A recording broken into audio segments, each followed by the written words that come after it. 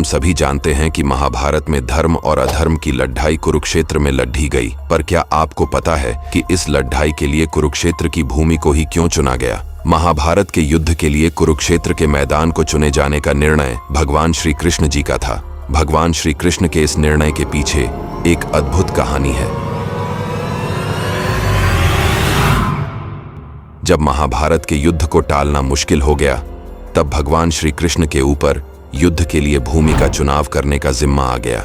श्री कृष्ण एक ऐसी युद्ध भूमि चाहते थे जिसका इतिहास बहुत ही भयभीत और कठोर रहा हो। भगवान श्री कृष्ण को भय इस बात के लिए था कि कहीं युद्ध भूमि में कौरव और पांडव एक दूसरे को मरते देखकर कहीं संधि न कर बैठे। इसलिए ऐसी भूमि युद्ध के लिए चुनी जानी चाहिए जहां क्रोध और द्वेष का इतिहास रहा हो। श्री कृष्ण जानते थे यह युद्ध धर्म के लिए लड़ा जा रहा है, जहां दोनों ओर अपने ही परिवार के लोग होंगे। यह युद्ध भाइयों, गुरु शिष्य, संबंधी, कुटुंबियों के बीच का है।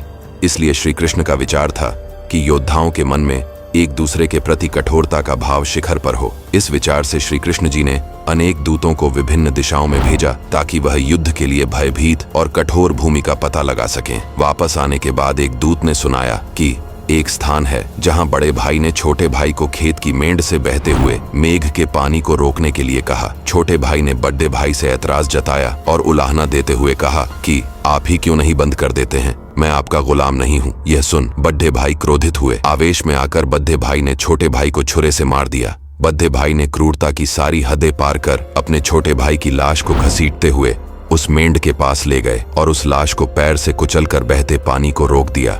यह सुनकर श्री कृष्ण ने निश्चय किया कि यह भूमि भाई भाई के युद्ध के लिए सबसे उपयुक्त स्थान है। इस स्थान का इतिहास योद्धाओं के मस्तिष्क पर हावी हो जाएगा। यह स्थान कोई और नहीं बल्कि कुरुक्षेत्र ही था। यही वह स्थान था जहां बड्ढे बड्ढे सूरवीरों का अंत होना था। महाभारत की इस कथा से स्पष्ट होता है कि शुभ और अशुभ विचारों एवं कर्मों के संस्कार भूमि या स्थान में देर तक समाये रहते हैं। अगर आपने इस वीडियो से कुछ सीखा तो वीडियो को लाइक, शेयर और सब्सक्राइब जरूर करें।